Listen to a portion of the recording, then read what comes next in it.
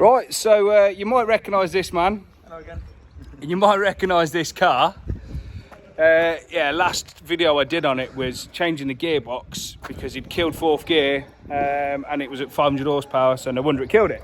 Well, this video might be a bit of deja vu for some of you. Now, if you haven't already watched that video, click here and watch it and then come back to this one, okay? Because guess what we're doing in this video?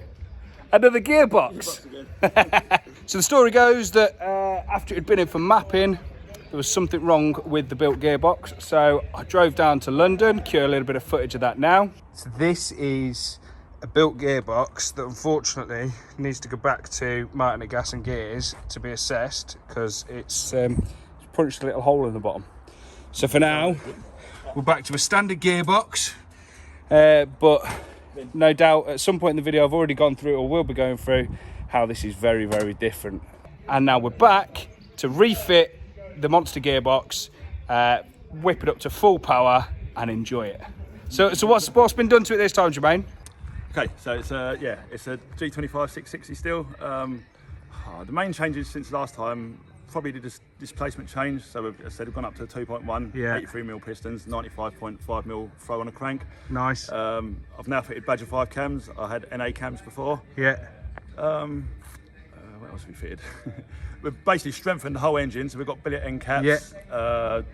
Put a forward sump on there for safety. Added a swirl pot for the fuel. Yeah. Fuel pump. Yeah. How much different is it to drive now? A lot different. The torque onset is so much earlier. It is. It's currently, as I said, around 600 brake. Yeah. 515 pound a foot of torque. Nice. Nice. Yeah. It goes well. It does. Let's have a look inside. Yeah. Go ahead. Shall I put the bonnet? Yeah, go for it. Hopefully nothing's leaking.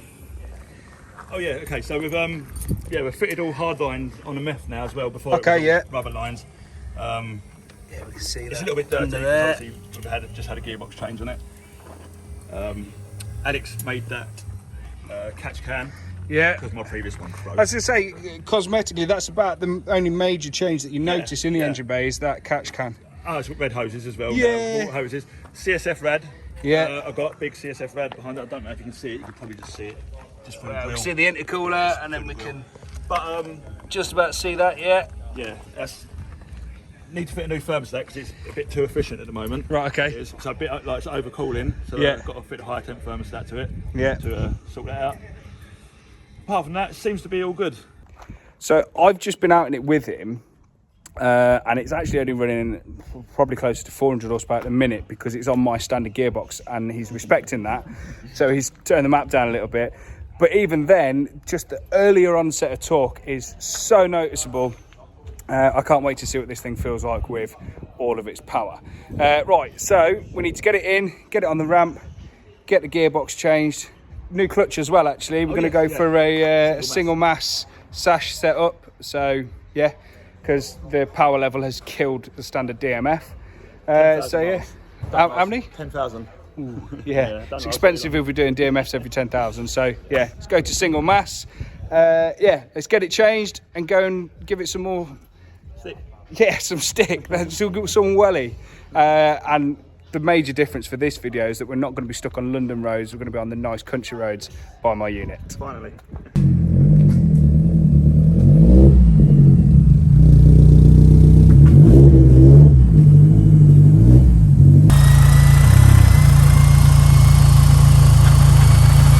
You can just about hear the dual mass rattle. Turn it off. There you go.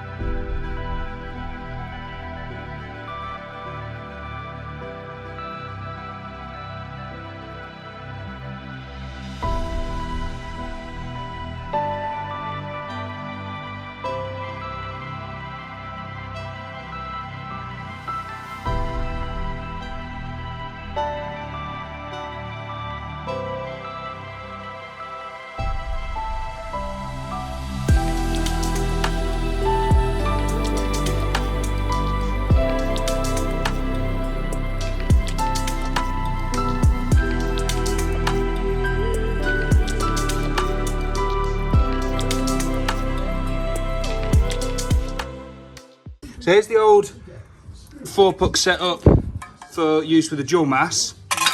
Dual mass is, yeah, making noises. So yeah, this is for the single mass setup. And it's called a single mass because it's just one single piece.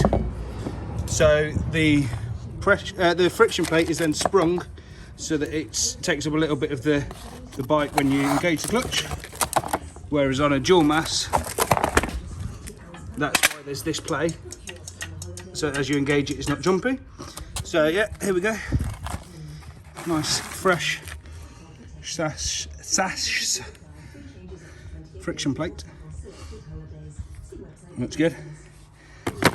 Expensive bit of kit, that's for sure. This thing is nice and lightweight. It's beautiful.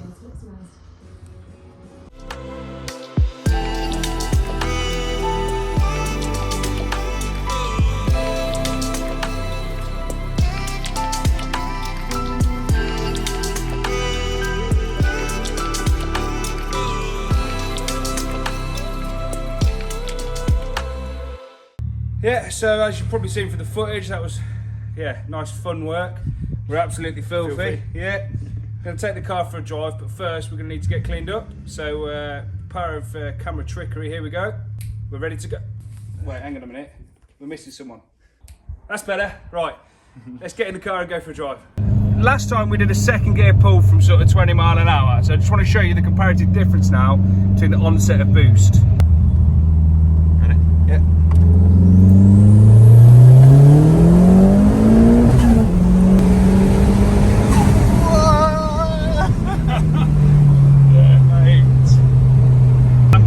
Camera still while we do this.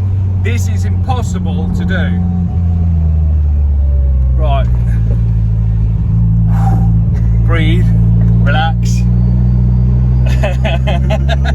All I can say is Badger 5 have built a monster of an engine, and Martin at Gas and Gears has built a solid gearbox, and this thing is quick.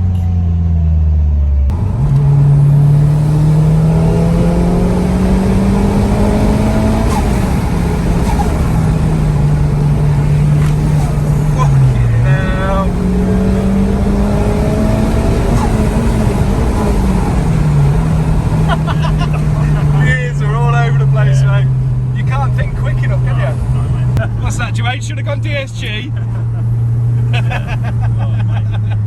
Yeah, it's pretty nippy this.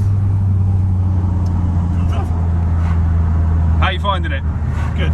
Yeah? Mate, yeah. Enjoying it. I can tell by the grin on your face. Yeah, it's quick, mate. It's yeah, Badger 5 done a fucking stunning job here. But Tony Martin, the gearbox is absolutely stunning. Yeah. There you go. Right, so I'm about to experience racing brakes. That's a high clutch point. You think so? Yeah. Wow, okay. As with last time, the drama that comes with this car is palpable. As soon as you just start moving away, you can just tell it's just going to be fun. Like, and yeah, I mean, yeah, there we go. There's a bit more noise from this side than there was from that side. Like gears, you can hear it a little bit more. I want to test the brakes before I test the acceleration. So, clear behind us. Oh, Jesus. Sorry, Jermaine. That's all right, man. They are good brakes. Yeah, so now I feel confident that I can put a bit of power down and not regret it. Before, you had to, you know, you got to 4,000 revs, then you got loads of power and then it was over quickly. This, now that you've got more displacement, you've got more usable power, much lower down. And I'll tell you what, it's a completely different car to drive. Yep. So much nicer. I can't imagine how much of a handful this is going to be on a track. Yeah, turn the boost down. It'd be too much. Like, and they say you kind of you can have too much power, and this you've probably got too much.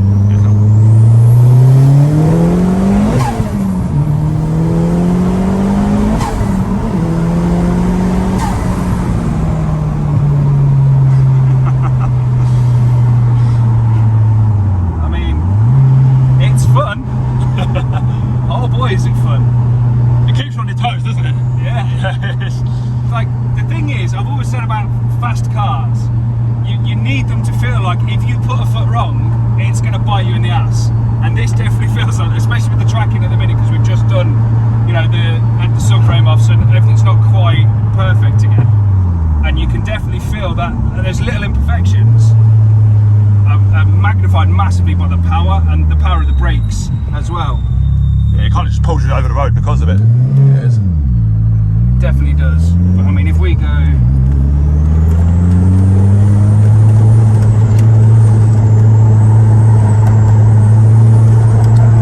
Watch our tyre, son.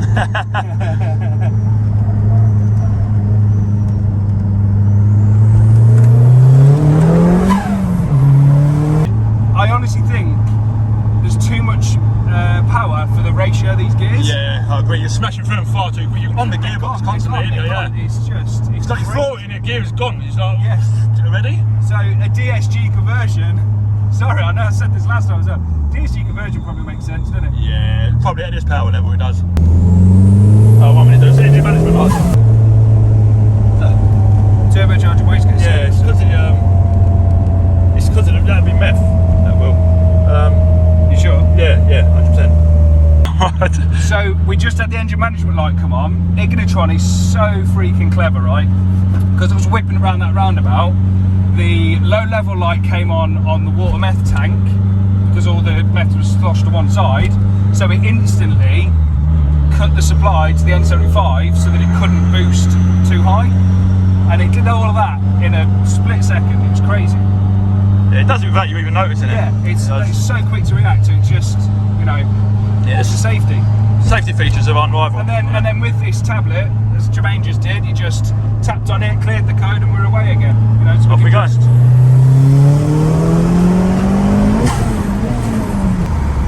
find the braking is better without the engine braking. Yeah. So the engine braking, because of the limited slip diffs, is chucking you around a bit. Chucking you around. Bill did say that, mate. Yeah, he did. Which is weird. Like, I think once the tracking's done, you'll be able to get yes. used to it. But yeah. Wow. I'm just impressed. Yeah.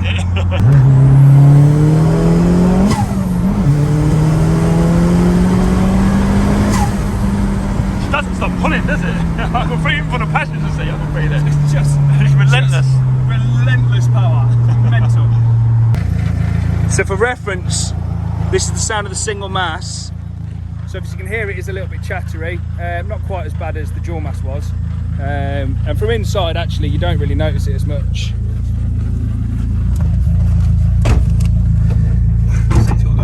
I mean, if you put the clutch down, there you go, it's gone, and then come off the clutch.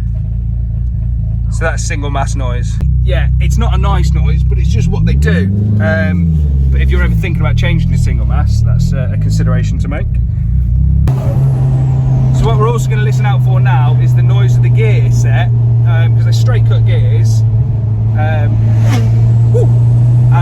So in fourth gear, for example, as you let off now, I don't even know if you're going to pick it up on this recording. And if you can't hear it on this recording, it's not a big issue. So, you know, if you're thinking monsters, you know, straight cut gears, they're not too bad. I'd be quite happily listening to that noise daily. It's not that bad at all. So, Jermaine, do you want to help just sum this up? Yeah, it's absolutely mental. It's far too fast for the road.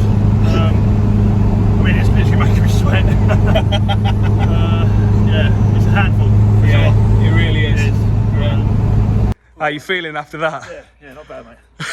Splash some water on your face. Yeah, mate, just cool down a bit. Yeah. I tell you what, that was pretty scary. I'm not gonna lie. I think it's mainly because the tracking's slightly out. Yeah, I think that's what it is as well, mate. But Rob, how did it sound as we drove past? Sounded good. Yeah. Oh, yeah. It was. I'll tell you what. I'm not shaking too much, but I did have adrenaline rush. The power is unreal.